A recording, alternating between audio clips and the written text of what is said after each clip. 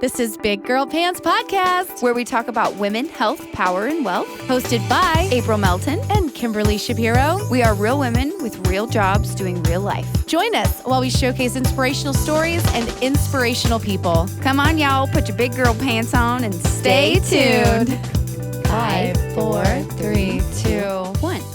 Hey, how you doing? Let's do another cheers. Let's do a better one. There we go. That was a good clink. All right. So it's been a while. It's been some a time. long time. It's been a long Or time. some people say it's been a minute. It's been lots of minutes. It's been a minute. So you wanna update everybody on Sure. what's been All of going my on personal shit? Yeah, with great. you? Let's dig right in.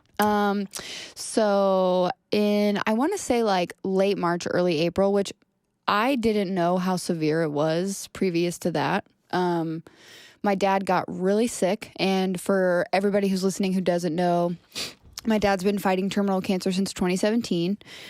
He was diagnosed initially, actually, at the VA because he's a vet with bronchitis. And he was like, I'm coughing up blood. I don't have bronchitis. So he goes to UT Southwestern. They diagnose him with stage 4 lung cancer. And from there, they took a series of treatments and plans and medication and strategies and all that stuff. And he tried something, it's an immunotherapy drug called Keytruda, and the Keytruda helped him a lot initially back in 2017 and 2018. And then the cancer came back not once but twice. The first time it came back in his spinal fluid.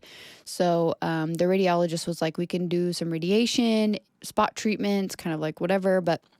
And I will say I didn't give my stepmom enough credit during this time, because when all these things were happening, I was like, the fucked up thing about cancer is like you can't see it. Yeah. So I'm looking at my dad and I'm like, no, my dad's fine. Yeah. Like, yeah, sure, he lost his hair, he's bald, like he's Right. sleepy or whatever, but like after that he was back to normal and he was fine. He wasn't working because But he also is the kind of personality that's not going to for sure. show you. No, that, yeah. never. But he would show her. Right. Yeah. Oh, she was his caretaker the entire time. I mean, the whole time.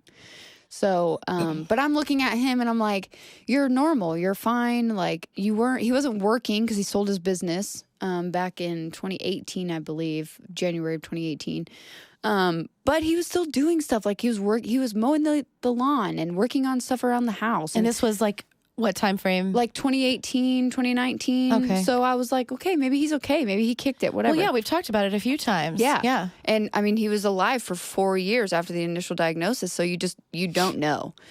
And then from there, he complained all of last year, like fourth quarter of last year, like about nerve pain. He was like, I'm having nerve pain. I feel in my hip, like all these things. And come to find out, it wasn't nerve pain. He had tumors like everywhere, like all inside of his body. And the radiologist, basically the last time we went was in March. He went to the hospital, UT Southwestern. He fell. And he had been falling because he had lost, the way the tumors were sitting on his spine was that they were blocking the nerves and blocking his ability to feel. So like his brain couldn't communicate with that part of his body. So his center of gravity was off? Or? No, he would literally lose function. Oh. So he would just fall. Oh, like okay. his legs would stop working Gotcha. or whatever. So he would go to walk and he couldn't walk. So he would just fall down. So he fell like 2 more times. And then eventually my stepmom was like, okay, we're going to have to take you to the hospital. And he was so pissed, because he's too proud, you know, to admit that there's something. He's like, no, it's just my hip. There's nerve pain and blah, blah, blah. And she's like, no, there's something else going on. So the radiologist, Dr. Dan at UT Southwestern, was super awesome the whole time. I think I met with him 3 times when they went. He basically told us that it's spread again and it's everywhere. It's in his brain, it's in his lymph nodes, it's in his lung again. And the tumors in the brain were the most impactful because it was like affecting Dad's ability to make decisions and stuff like that. So he basically told my dad, that if you want to move forward with treatment, you're going to have to get a port in your head and pour chemotherapy on your brain. And he was like, I just don't advise that because the quality of life there would be basically non-existent. And the benefit from that treatment wouldn't be worth what time you have left. Yeah. So you better just go live your life. And that was in like mid-March. So a month and a half later, he died. Wow. Yeah. So fast. So fast. And then like immediately after he left that hospital, they got hospice in and they said, we'll get you a hospital bed, an adjustable bed. We'll get you all the equipment that you need. And he can stay home because basically when you do something like that, you make the decision to live out your final days, right? Yeah. You know you're going to die. Mm-hmm. You know the cancer is going to kill you, and you've just made your decision. So it was so funny. We're at the hospital. My stepmom's like completely at her wit's end. Like she has no idea what to do at this point. And she's just so exhausted from doing everything and managing the household and paying all the bills and doing everything. She's got a disabled child as well. She has a daughter that's 18 that is super high on the spectrum with autism. She's nonverbal. Like she's basically like an infant. So she's doing that's a full-time job in and of she's itself. doing all of this and taking care of her husband that has terminal cancer. Does she work? No. Okay. She chose not to because of the benefits with Abby. Yeah. So if she worked, she would have to make an exorbitant amount of money to pay for all the therapies that the government is providing her right now. No, I get that. So she doesn't work, but she's doing all of this. Yeah. Right? And yeah, she is kind of a superwoman. she's a saint. Yeah. Like a straight up saint. And, but yeah, so we're at the hospital and Dr. Dan comes in and tells us that. And so my dad is just like, well, fuck it. Take me home. What am I doing here then? Yeah. I'm breaking out, breaking these chains. I'm fucking out of here. We're fucking leaving right now. Let's go. And I was like, and me, I'm like to your parents, you're always their kid, right? So like, I'm like, well, shit, Dad, are we gonna get in trouble? Like, I don't want to get in trouble. Are the doctors gonna come running after you? Like, what's gonna happen? And I'm like, and my dad has always been like, the superhero, right? Like, my dad can do anything. He kicked my ass at tennis, at basketball, at any sport. Like, he would work out with me. He would do spin class, everything. But and I was like, all right. Like, what am I going to do? Tell my dad no? Like, no. Especially then. And I don't think that I even understood the severity of the situation at that point. But my stepmom was so exhausted. She was just like, I'm going to go home. I'm going to go get some clothes, whatever. Well, as soon as she left, my dad's like, well, she's gone, so we can do whatever we want. So let's go. We're breaking out. So he's hobbling down the hallway. The doctor just told him that he's dying, like literally dying. His body is dissipating because of cancer. And he's like, let's go. He puts on his clothes. He puts on his shoes. He's got a cane. He's walking out. And I don't think the hospital even knew what was going on because he looked so normal. Yeah. Like he had a limp, right? But he had his little wristbands on, but he didn't look like someone who was dying of terminal cancer. Was breaking out of the hospital. He didn't look like that. How long did he die after that day? I think that day was March 14th. So literally a month and a half later. Okay. Wow. That's kind of, you remember Brad's almost dad 2 months after. In Florida, he had cancer and he was suffering for a really long time. They put him in hospice and they told him he only had a couple weeks, maybe a month. They didn't really know, but it wasn't going to be long. He's like, get me the hell out of here. I don't want to die in here. Yes. Yeah. Yeah. He's like, this place will kill me. Exactly. He's like, I'm not staying here. Let me go home. Well, and like the worst part about the hospital, which this is not the hospital's fault, but like the worst part for him was every hour, every 2 hours, somebody's coming in to check on you. So even if he wanted to rest or sleep or whatever, he couldn't. Yeah. And he was on so many drugs. I mean, my dad, when I looked at that sign, and I don't even know that much about pain meds, but my dad was on OxyContin, Dilaudid, morphine, and like fentanyl. Mm-hmm. 4 of the highest pain medicines that you can even and it was probably legally obtain. Still not completely subsiding. No, he's still in pain. Yeah. Like it didn't even touch it. That's what he was saying. And I can't even imagine how constipated he was. God, those drugs are terrible for that. I would be so annoyed. Yeah. So anyway, so after that, we're breaking out or walking out of the hospital, walking out of UT Southwestern, and you have to valet your car in the Simmons Cancer Center or whatever. So I walk outside. I've got all of our shit. And of course, I came straight from work. So I've got my laptop bag, my backpack, my work, my lunchbox, my shit. I've got his suitcase, his pillows. So I said, Dad, sit in the lobby. It's going to take like 10, 15 minutes to get my car from the valet. So just sit here. So he was like, it's okay. I got it. No big deal. In that time that I walked outside, he fell again. Oh, I didn't even know. And then I get him in the car and like I'm so grateful that I still have this car because this was literally like the last car ride my dad ever took was in my car. Yeah. Yeah. And it was like, I even like sometimes when I picked up his ashes from the funeral home, I set them in the driver's seat and I just started bawling because I was like, man, just like a month ago, you were just sitting in my car. Like you were just sitting here. It's okay. You can cry because I'm about to lose my shit. No, because I'm about to lose it. Listen, we have multiple podcasts today. I can't mess up my makeup. April, Jesus. I know. But I've told this story so many times that like I'm okay for now, but I will definitely lose it in the duration of the story. So, well, and let me tell you, your dad's funeral, I did not know your dad well. I'd met him twice. I met him for, a hot minute at Chloe's birthday party. Actually, no. The first time I met him was at Chloe's graduation from pre-K. Yeah, we have those pictures. Yeah. And then I met him, obviously, at his home for Chloe's birthday party. But outside of that, I'd never really met him. I hadn't really spent a great deal of time with him. And even at the party, I didn't really talk to him a lot, and he was like probably busy. Yeah, well, I was at his house, and so he was occupied. So I'm virtually at a funeral of somebody I don't know, right? It's a stranger. Yeah, like a stranger.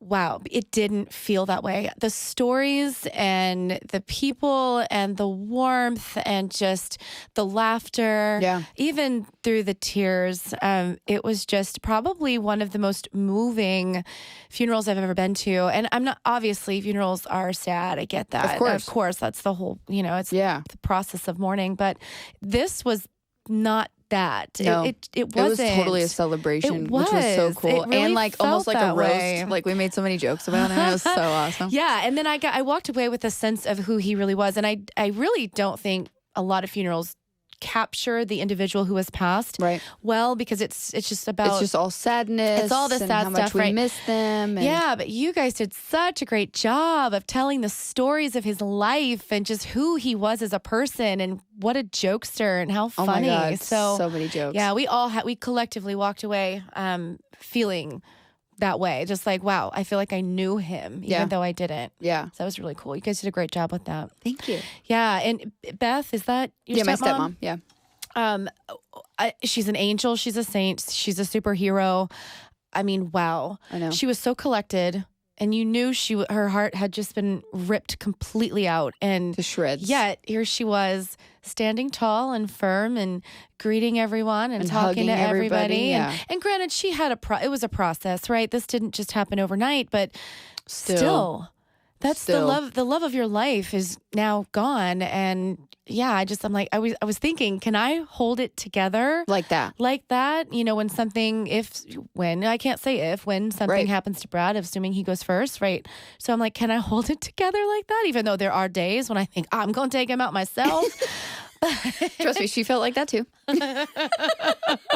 There's multiple days like that for her. Yeah. So I don't know. I was just really impressed by that. Yeah. And you guys were a really cool family. I mean, are a really cool family. I should have said it. I don't know why it came out like that. You're no longer a family. You guys were a great family. And now, well, I don't know what your family is now dissipated. But no, it was like after taking him home that day, and then he was in hospice care at home, and Beth was taking care of him the whole time, and I was the one who had to make the decision of taking him to the T. Boone Pickens, the hospice center, because it was like he was refusing his medication. He was rolling over in bed every 5 minutes. Like it was literally terrible. And I still remember like when we called the ambulance to have him picked up, he just gave me this like sad face. He was just like he had let us down. Like we were disappointed. No. It was awful. It was awful. And that is like the last conscious memory I have of my dad, like giving us this face like, man, I fought for so long and I tried so hard, but I could, like. And it's like, think of all the days you were granted and the weeks you were granted, the months you were granted because you fought so hard. The years, man. Years. 4 years. Yeah. He could have given up 4 years ago and said like, okay, well, I'm just going to let it take me or whatever. And he fought the whole time. Yeah.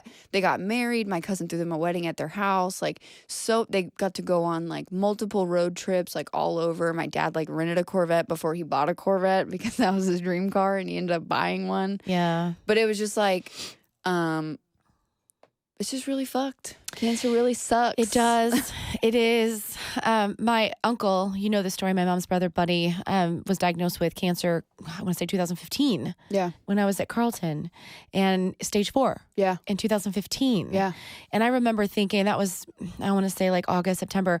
And we all thought, oh my gosh, like the whole family got together for the holidays that year because we thought, Buddy's last Christmas. And then, every birthday everybody has to get together because it's Buddy's last birthday. Yeah. And that was 2015. And it's kind of, it's sad. And if anyone listens to this, and please don't get mad at me, I don't mean this like my family. Don't get mad at me, but there's kind of a little bit of a running joke. It's called #Buddy's Last Christmas because everyone is the last it's been one. 6 Christmases since, and he's still with us and still kicking, man. Still doing well. Well, and I was like that guy too. I was that guy who said, well, Dad's been around for 4 years. So like, what's going to happen? Yeah, right. You know, I mean, it desensitizes you a little bit to the reality of, well, because you're living on this like, not eggshells, but you're living with this like this fear that the time's gonna run out or whatever. And like I was such an asshole because I was like, well, he's not gonna die. Like it's all right. He's like, still alive. Dad. Like it's my dad. It's my dad. Yeah. But it was like the most surreal, but also cathartic process, I guess, being in hospice because Beth no longer had to be his care provider. Yeah. And like during the last week when he was at home, I was over there, and that's why I had to make that decision because I saw he was tossing and turning every 10 minutes. He couldn't pee. He kept trying to pee. He lost bladder function and like all of these things. And I was like, he needs medical attention. yeah, I'm like, Beth, we can't do this anymore. Like, I'm not a nurse. Are you a nurse? Are you a professional? Like, you're not. I'm not. We can't do this anymore. Yeah. When we got him to hospice that night, they gave him like a sponge bath. It was so beautiful. And we walked in. We had the most amazing nurses. I swear I want to find the nurse who was there the first night because she was literally like a life changer. She was like, he's here to die. Like, we're not leaving the hospice center. Right. I know. And it was like, okay, all right. And then it was like every day was like, he could go tonight. He could go tomorrow morning. He could go, anytime. So everybody's coming to say their goodbyes. Everybody's talking to him. And like, I still remember our last conversation. I know. I'm sorry. I can't. I still remember our last conversation when he was in bed and I just kept fucking with him. And I was like, man, who's going to make fun of me now? Who's going to roast me now? Who's going to give me a hard time now? Was he like able to communicate? Yes. Okay. Like all of it. And I was just like, and he's like, I know, man, I just keep going back and forth too. And he's like, I don't know what I'm going to do. Oh, you're the best. Oh, thank you. Thank you. But he was just like, I keep going back and forth, and he keeps, he told everybody, he was like, I can't do any more goodbyes. Because basically our whole family came to the house before we took him to hospice. And he was like, I can't do any more goodbyes. And I respected that because I respected Beth and I respected her as his partner of saying that. But I was also like, that's really selfish of us to not let people come and say goodbye while he's still coherent. Yeah. Which I know he doesn't want to do that. But like, I kind of don't give a shit at this point. But I still remember our last conversation and like him saying goodbye to all the grandkids and saying goodbye to Chloe and saying goodbye to me and my brother. And he was just like, I know that was so hard, but do you know, and you do know, of course you know, what a gift that was. Such a gift. Wow. Such a gift. I will never forget our last conversation. The only thing I regret, like I said, was not having him on our podcast so that I could have that. You know what I mean? Like forever. Have his voice and that conversation and those memories and all of that. But it was so impactful. And I was just like. So you were with him like when he died, like when he took his last breath? Were you there? So before we left the house and took him to hospice, that was when he was like saying goodbye to our whole family. So we finally took him to hospice. I think it was on like a Thursday night. And my stepmom and I were there and we took him. They transported him in the ambulance. He was at T. Boone Pickens Center. So when he gets there, this nurse was there, right? And she was so helpful. She was just so amazing. And they give him a sponge bath and then they get him really comfortable. And he was like, the crazy part is they tell you about all this shit that's going to happen when you die. And it literally happened textbook. Like, really? So can you tell? I don't know what that is. Dude, it's nuts. Turn the radio off or the sound down if you don't want to hear. Because I don't know. Like, I have no idea. So, and it's because they see it so much, they literally work in death care. Yeah. Like, so basically they were saying that a couple of days before or the week before, you'll start talking about how you see dark shadows. And my dad kept saying that he saw the Grim Reaper. Oh. that night we took him to hospice. He's laying in bed and he's up, and it's almost like lights like these, like super bright lights because it's in the ceiling. But that place felt like a hotel, so that was so cool too. Yeah. He didn't feel like in a sterilized hospital room. That's good. But they're like, he's going to talk about seeing dark shadows or seeing the Grim Reaper or seeing stuff like that. And my dad's literally laying in bed talking about how he sees the shadows and he's looking around like he fucking sees somebody. Like they're like in his mind, even if it was the cancer, whatever it was, he was seeing something because he kept looking at it. But at that time, he had already had a sponge bath and he was just laying there and they were putting fresh clothes on him, which was so great because he had lost like all control of his bowels and everything at home, and that was like a shit show too, literally, pun intended. But we're laying there in the hospice center and he's talking about seeing things, and then they get him comfortable, which means they basically put him under a medically induced coma. So all day Friday he just slept, all day Saturday he just slept, all day Sunday he just slept, and then it got to the point where he was laboriously breathing, so it was like and then it was like just so dramatic, like he was just trying really hard. And they say during those days when he was in the medically induced coma, he's literally reliving his life. So he's going through all of the memories, all of everything that had happened in his life mentally, even though he couldn't portray things outwardly. You could see like when his eyes were moving, like his eyes were closed. I can't remember anything. The kids make fun of me all the time. Like, were you even You're like, present? I'm gonna have a blank memory. Were you present for when I die? Like, I'll just be laying there going, nah, nah. Like, there'll be nothing. I have no memories. I have nothing. I love my kids. Okay, I can go now. But that's basically what they say is like the reason why they hold on is because of all of those memories and all of the family members. Like before we took him to hospice, he was telling everybody like, I will be fine in 6 months. I will be okay in 6 months. He didn't realize that he was going to die. Like, or maybe he was in denial.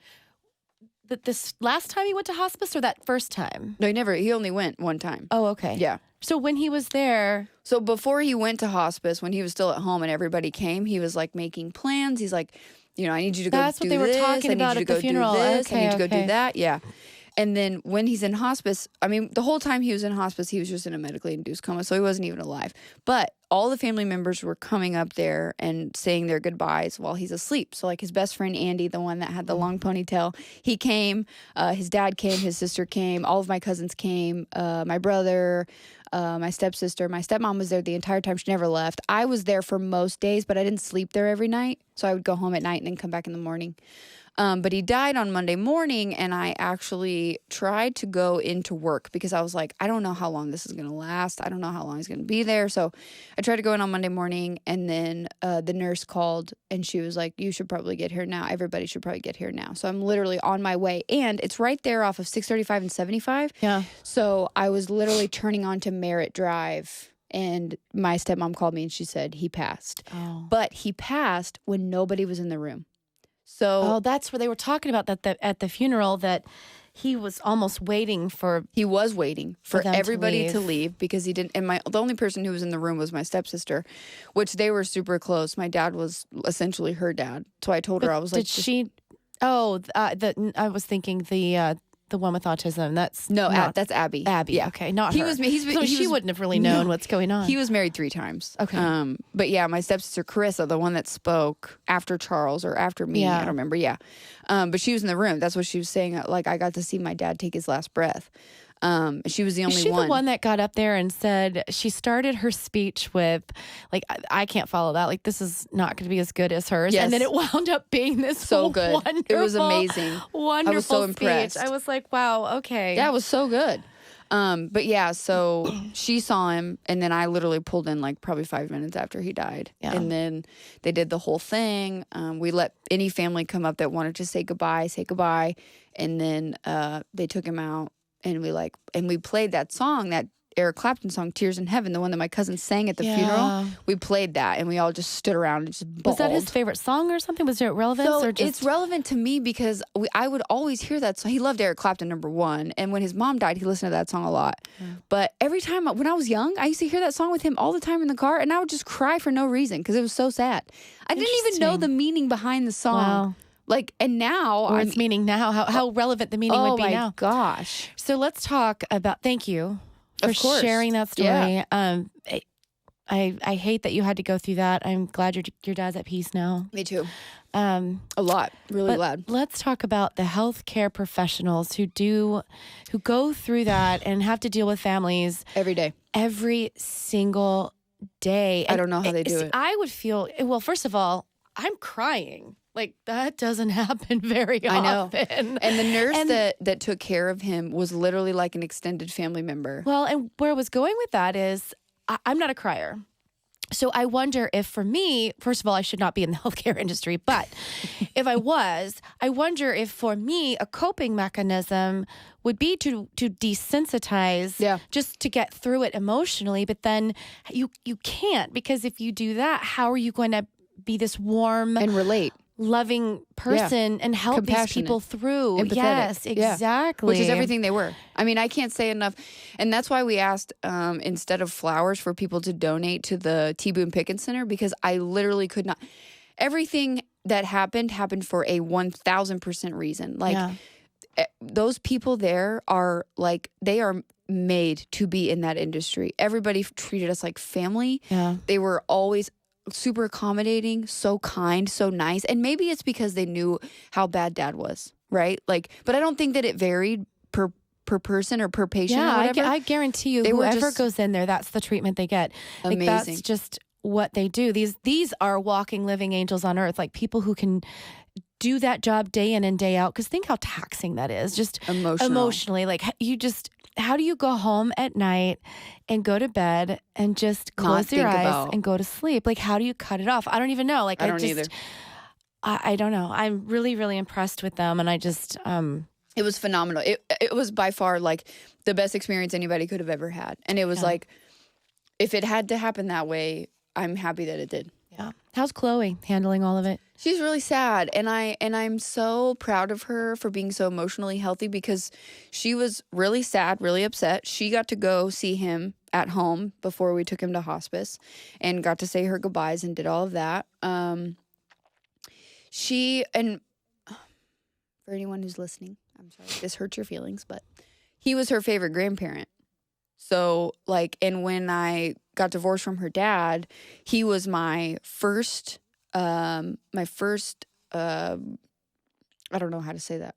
He was my first go-to. He was my go-to, right? Whenever I needed a babysitter. Oh. And I'd be like, Dad, I got this job bartending. I got to work on Saturday night. Can you watch Chloe on Saturday night? And he'd be like, absolutely, bring her over. And I mean, I have so many pictures of them together. I have so many pictures of them, like her sleeping on him. The first time I ever left her with him, she just sat on his lap and refused to move for like 4 hours. Like, she was like, I cannot be anywhere without Papa. Aww. And so it was like, that was devastating for me. And like, if I have another baby, like, my baby will never get to meet my dad. Yeah. I mean, and I'm hoping that if we do have another baby, that we have a boy, and I will name him after my dad. Yeah. And Matt's grandfather, which, you know, his grandfather was like his favorite person too. And the cool part about the whole thing and my relationship with Matt was that his grandfather died the exact same way. So he was like, and there was multiple times where I was like talking about it, and Matt would be like, I think you're in denial. And I'm like, well, what do you mean? And he's like, well, when this happened with my grandfather, it was like days after. And I was like, shit. You know, because you don't know. You don't know when you go through it. Yeah. But yeah, Chloe is very emotionally healthy. So like, she got, you know, sometimes she gets angry and she cries and she just asks, well, who's going to watch me now? Who's going to be my babysitter now? And like, what about Granny B? What's going to happen with her? And we just talk about it. And I'm just like super open about it. And I'm like, yeah, man, it's sad. It sucks. Like, there's literally nothing else to say except it sucks. I mean, we're happy that he's not hurting anymore, but it sucks. It does. It absolutely does. Yeah. Sorry that you guys had to go through that. Can we tell everybody like what's happening in your life? Like, you really, because listen, here's the thing. We've been doing everything. You just said, if we have another baby. So there was the we. Yep. You haven't really shared everything that's so great right now. You kind of need to. It's kind of been like overshadowed. Well, yeah. And if you're open to it, you need to share it, because we have like multiple episodes, if not the majority. I know. Where you were sharing about your dating life and like, you know, things that were going on and, you know, blah, blah, blah. And so if anybody kind of follows us through the episode and live, me on social media too. Yeah, they're like, wait, what? Wait, what? Baby, we? What? Wait, and we kind of talked, I think, one episode about it, but we didn't use a title. Yeah. And I didn't with that relationship, and I didn't know if we were ready for that. Not yet. Okay. But we did buy a house. Okay. So we bought a house in I think it was April. I think we closed on 4/16 or 4/20 or 4/21 or something.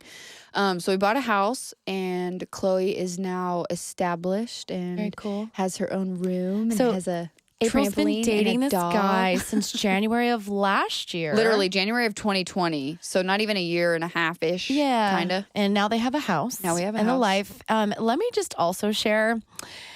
She's buying flowers, and what were you doing last week that I'm like, We were you're pulling so weeds. domesticated. We were pulling weeds. We were working on landscaping. We've been buying furniture. I got a dog. That's what it was. You had the dog, and then I think we're doing like pulling weeds or something. And I'm like, who is this? Who like, are I you? don't even know you. What is going on? You're such a grown-up And now. I'd like to say I haven't even seen her house, and I know. So to me, it's not even real. No, I'm kidding. I know. It doesn't even exist. Oh, you have a dog too? That's real? That's a real thing? I was like, what is happening? I know. This person's life is so different. I know, man. Everything is changing so fast. How is the situation with Chloe's dad now? Is everybody It's okay. I think we're learning a fine dance of, the fact that neither of us are going to go away. Yeah. Right? We're both going to be... It's probably a good realization to have. And fighting is not beneficial for anybody. Nope. We recently but we recently went to the pediatrician for Chloe together. So just him and I, we went together. It was very mature of us, really adult. They think that Chloe might have ADD or ADHD. Well, along with every other kid in the world right now. Right. Yeah. And adult too, for that matter, but whatever. Right. Oh, I'm distracted. What's going on? I don't know. I never had it until I became an adult. I know, literally. Now I definitely do. Am I an adult? Is this adulting? You are definitely an adult. Yeah. But yeah, so we went to the doctor together. That was great. Okay. And then we're trying to, navigate that together, and we're being super flexible and cooperative on parenting. And how's she doing with having the two? Because she's got two awesome homes, two awesome families. Her Nana lives down the street from us. And her grandmother lives right on down the same the street. So she can just walk down there? Literally. That's cool. It What is do they cool. think of that? They have to think that's amazing. They love it. And you know what else is really weird? I found the original listing from the house that we bought when they sold it back the first time they sold it. I think it was maybe in 2014 or 2015. There's a sign on the wall that says O'Connor. So the first owners of our house had the same last name as my daughter and her dad. Oh, that's funny. Isn't that so weird? I was like, wow. That is so random. Yeah. She loves it. Good. So whenever we walk the dog, we just walk it down there and we just say hi to them and whatever. And she's got the bedroom with the mirrors, right? Oh, for she sure. told me about that at the. For sure. I have a dance studio for a room. It's my room. She was really excited about that. She goes, the room with the mirrors is mine. That's mine. It was so cute. Yeah, I have to tell you something from the funeral that was just cracking us up. We were laughing so hard we were almost crying. So it started out, Chloe was on your side, and then she got up and went to the other side. We were playing musical chairs. But then when she wants to come back to your side, there's two of them. So then they come back to your side. Then there's three of them. It goes back to this side. Then there's four of them that comes back to this side. It was so funny to watch because it's like she would collect one. And you're like, as she would freaking kids. It was awesome. It was actually quite entertaining. But it was just funny how it started to be Chloe. Then she would recruit someone. And then by the end of it, she had a whole gang. She's literally like a cult leader. I have to watch her so funny. closely. Everyone loves her too. She's so likable. Yeah, she is. So likable. Did you see my Facebook comment? You said something like, I love this kid. And I'm like, I guess she's cute. I get maybe. Everybody keeps telling me, they're like, you need to put her in child modeling. And I'm like, I'm really not trying to mess her up, guys. She's so great the way she is. Like, let's keep her normal, whatever that means. She can be an actor or model or whatever when she grows up. Like, I don't want to take her. I don't want to rob her of her childhood. No kidding.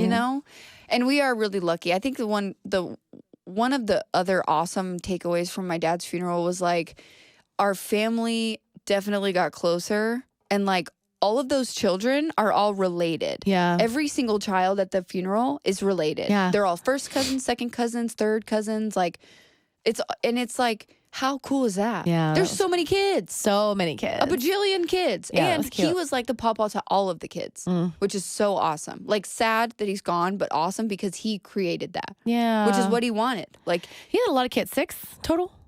Yeah. Yeah. So he had my brother and I first with my mom, and then he got married and he basically adopted Carissa and Ashley, 2 more. Okay. And then when they got divorced, he met Beth, and then Beth has 2 kids, Declan and Abby. Okay. So 4 stepkids, 2 biological children, but they're all his kids. Who was the little cutie dude that stood up and gave this speech? Is that your nephew? Your brother's? Or his? Calvin, it's my nephew. How cute was this child? How old is that kid? 8, 9? 9. 9 years old, folks. But look at his dad. Good point. Right. Okay. So this kid, 9 years old, which honestly, he kind of didn't even look 9. I thought he was a little bit younger, but he stood up and he gives the most eloquent speech, moving speech about his grandfather, I suppose, right? Yeah. And when he opened his mouth, nobody expects a child to speak that way. You just don't. You think they're going to go, I love my papa and I'm going to miss him. That's all. And bye. And bye.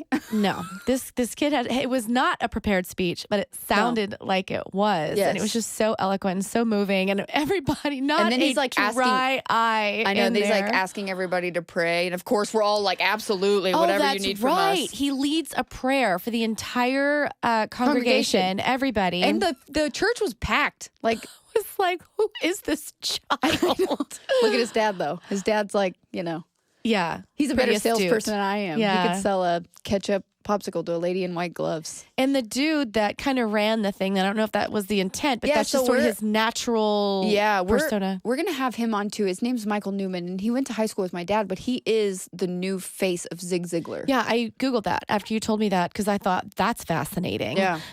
So I was kind of doing some research on that, and holy wow. I know. And like, how cool is it that he went to high school with my dad? So it was like a personal connection, but also someone who's very eloquent and well-spoken to lead my dad's service. Like, awesome. Oh my gosh. And was that even planned, or did he just get up there and do what he does? So he came to our house while we were going through the final processes, and he just kind of asked us questions about our dad, what we found most important, all of that stuff. So really winged it. Like, he came one time, talked to us for 45 minutes, and that was it. I mean, I know. And I really do think, obviously the speeches and all of these, obviously the stories, but he made that experience for the other people.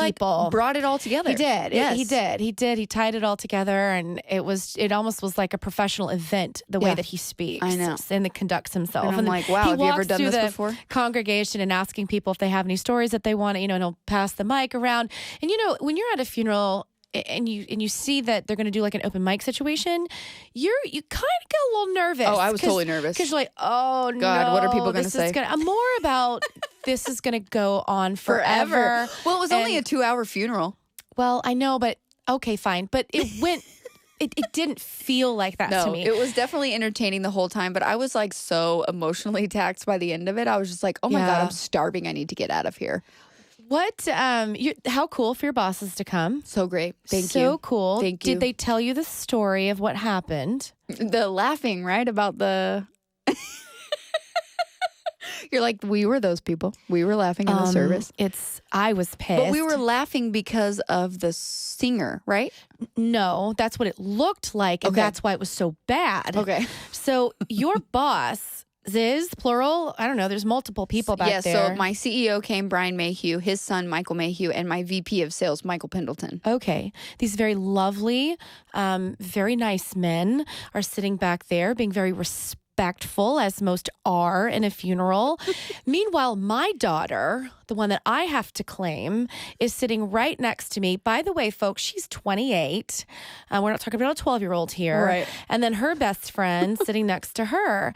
And a young man, April's nephew or cousin, stands up to sing Tears in Heaven. He's got a guitar and he starts to sing. And they are laughing. They're not laughing at him. But I didn't know that at the time. I didn't know what they were laughing at. Yeah.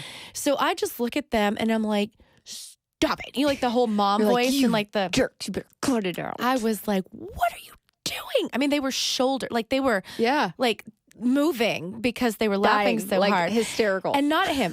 So it was just bad timing. Yeah. it's a funeral, right? So, but it's par for these two. So anyway, they're laughing and I shoot them the mom look. And then, of course, that makes Taylor a little bit defensive because she's 28 years old, right? She's And I like, just mommed her. Really? And Amanda sitting next to her looks at Taylor and goes, I think we're in trouble. And I Taylor think your goes, mom just said we're grounded. Taylor's like, I'm 28. We're not in trouble. It was so funny. I'm a grown up. But I have they my did own stop. house. She can't ground me. Yeah, but they did stop. I made one look and they're like, But they were laughing because Kylie had done something right. Or okay, that's something. right. So they were laughing because my daughter was asked to sing at her grandmother's funeral. This was years ago. Okay. Kylie was probably 14 years old at the time and 13. I don't know. She was young. And what was funny is the pastor had got up and sang a song or did something. And Kylie started clapping for him. Oh. And so And you're then- like, oh, I'm not supposed to do that. and then everybody started clapping. Yeah. And I think we clapped for him. Everybody clapped. But Everybody clapped after everybody spoke too, which I thought was super cool. But the pastor was like, oh, wow, I've never been applauded at a funeral. That was cool. So it just brought back that memory. And what was funny is And they're Kylie was going to dying. sing. So she was really setting the stage for, hey, guys, when I'm done, I would like applause. Right. And Thank you. yeah, thanks. Yeah, thank you. Anyway, yeah, these are my kids, the ones who want applause These are my at kids. I funerals, love my kids. and the They're other ones great. who laugh at funerals. Okay. So anyway, that was, I didn't know if they said anything to you Yeah. at work about that, your bosses? Oh, no, they didn't say anything. Oh, they didn't. Okay. No, 'Cause they were I- probably not even paying attention. I went up to him and approached them. Yeah. And I'm like, listen, we're not horrible people in spite of what you thought. We are not those people. I mean, we don't apparently do those we are things. those people, but I would like to We apologize. didn't mean to be those people. How about that? I was so mad at them. But yeah, I mean, and that was like the shittiest part, but also like whatever, everything happens for a reason. Yeah. We literally, saved all the monies. We bought the house. Chloe has her own room. We have stability. We have the dog. Like, we're just living our best lives over there in North Fort Worth. I'm so happy for you. I'm so happy I too. really am so happy for you. When we launched this podcast, how long had you been in your apartment at that point? Just a few months, right? 6 months, 3 months? No, we launched the podcast. Oh, no, you're right. I think you. No. We launched the podcast either like right around the same time or we had started working on it just before I got my apartment because I needed you to come help me with my Yeah. apartment. And if had it not been for the podcast, I don't think you and I would have been so close and I wouldn't have called you to do that makes for sense. me. You know what I mean? Okay, yeah. But yeah. Wow. I was So a cool. single mom in a 1-bedroom apartment with my daughter. We had 2 beds, but she always slept in my bed. And I was a broke single mom. Yeah. I mean, I was doing okay, like money wise, but I was a broke single mom, Yeah. doing it all on my own. Yep. And now, look at me now. Look at her now. Look at the glow up. The glow up is the real. glow up. I love it. I'm so proud Yeah, of you. we bought a house. I paid off my car. What? Paid off my You car. just bought your car. I just bought my car last year. April. I know. Damn. All I have is my house and student loans. I bought my car before you bought yours, and I haven't paid off my car. Well, Matt is like super, super diligent about not carrying debt, not having Yeah, debt. no, Brad So, is too, but I just don't allow him to help me with anything I because know. I'm just Trust too. me, the number one fight we have is about money all the Yeah, time. So that's it's why like, whatever. we are so separate. Everything is separate. So I know. I just can't have him involved in my I know. finances because I just want to kill him. So I think Really? we What's actually that like? I Yeah, don't know what that know. Yeah, it's I don't know what that's like. yeah, you do. Yeah.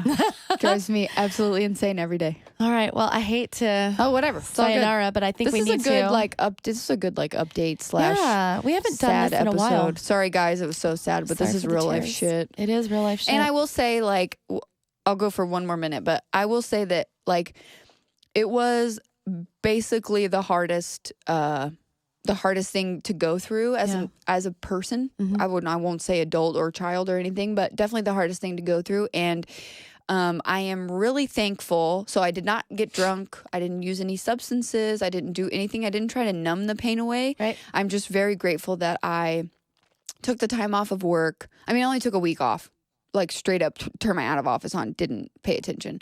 And I will say planning the funeral and all that stuff was a lot of work. Yeah. So it was like keeping me really busy, but I'm grateful that I took the time off work. I'm grateful that I kept working out because if it wasn't for the gym, I probably would have face planted into a Krispy Kreme store, Yeah, right? Not right. even just the 12 pack. I would have bought the whole fucking store.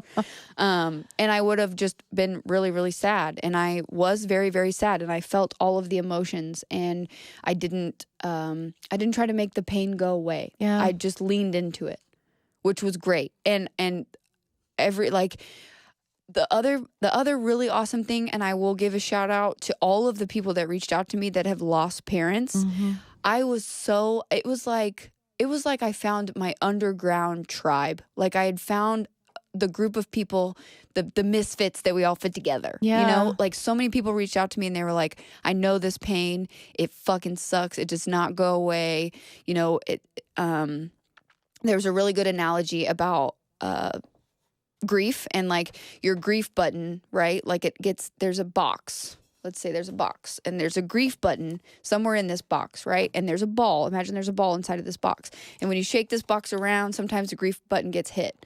So as time goes on, the box gets bigger, but there's still going to be something that's going to hit your grief button to where it's a trigger, right? I was going to say like a trigger. Like, you know, like yesterday I was driving home and I was just like, man, like, I just really miss you. And I just talked to him out loud. And I was just like, I just really miss you. I really wish that you were here. I really wish that I could just talk to you or shoot the shit with you. And like, my dad knew all the quotes from like every Adam Sandler movie. So the best part about where I work is they all quote those movies. And it's like a little piece of him is still alive. Oh, that's cool. And like, that and like music and t-shirts. Like I wear his t-shirts incessantly. I wear his robes all the time. Oh. There's a robe that he has that's older than me that I wear now. That's and I'm like, awesome. bro, this thing is 35 years old. Like, how did you keep it? But that was my dad. He would make everything last. He took care of his stuff. And like, it's so crazy. But Well, before we sign off, I have one question for you because I think this would be helpful for people who have friends and family that are dealing with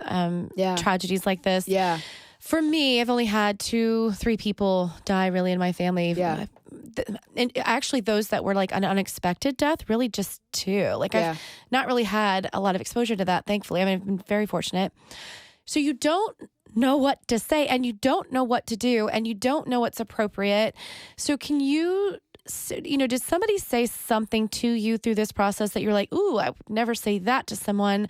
And likewise, did anybody say anything to you that you thought, wow, that was so good? Yes. So I will start with what not to say first. My biggest thing would be like, good thing that you're strong. Good thing that you like don't say that. Don't say that. Yeah. Like don't say stay strong or keep going or keep fighting the good fight because it's like, nah, man. Like when you lose a parent or you lose something that is that imperative to who you are, your foundation. Like my stepmom said it perfectly. She was like, when I lost my dad, I felt like I lost my foundation. Like who the fuck am I now? Yeah. And I was like, wow, that is exactly how I feel. It's a void that will never be filled. And no matter what, I am a very strong person, but even I'm allowed to break. Yeah. You know, like, so I will say that don't tell them to stay strong. Don't tell them to, that good thing that they're a strong person or they can handle the pain or whatever. Don't ever say that. But I did have a girl reach out to me. Her name is Jenna. We went to high school together. She lost both of her parents in 6 months of each other. Her dad died of cancer, and then her mom died of cancer 6 months later. Or her dad died of Alzheimer's. Her mom died of cancer 6 months later. So that's insurmountable pain. That's something that I could never imagine, even just losing my dad. And she was like, I would love to have coffee with you and listen to stories about your dad. Oh. And I was like, oh my God, Jenna, really? That's beautiful. I just lost my shit. And I talk to her all the time. And she was like, it's so important to continue the legacy and to continue to talk about them and continue to think about things that remind you of them. Because for other people, it's very uncomfortable. But for you, this is a pain that you have literally never experienced before and you don't know how to manage. Yeah. I didn't know how to cope. I didn't know how to deal. I didn't know how to do anything. And for someone to tell me that good thing I'm strong, I want to be like, fuck you. Yeah. Like I'm allowed to be weak and curl in the fetal position and just cry for my dad. My daddy. Like my daddy died, When you texted me, my daddy just died, I was standing in my bathroom and I was holding my phone and I literally just sat on the floor in the bathroom And I started crying, and Brad walked in there and he's, what is wrong with you? What is wrong with you? I'm like, April's daddy just died. I was like, I can't. My superhero. Yeah, I can't. All right, y'all. I think we're we're gonna conclude. Sorry for such an emotional Oh, I love it. I'm here for it. Episode, but I'm happy to hear these stories, and I think this is it's good for other people too to know. 100%. And anybody who goes through this, like, feel free. Send me an email, send me a text, reach out to me on Instagram, Facebook. I don't care. I would love to have coffee with you and listen to stories about your parents. That is the most beautiful thing. I'm going to keep that. I love it. All right, I love you. I love you. All right, so biggirlpantspod.com, y'all. Please find us on all the podcast sites, I think, for the most part. Yep. Like and subscribe. Do you like? I don't know. Do you subscribe? Whatever you do, give us a rating. We'd love 5 stars. Only 5 stars. Only Thank 5, you. please. Only Thanks. 5 stars. All right. Bye, guys. Bye.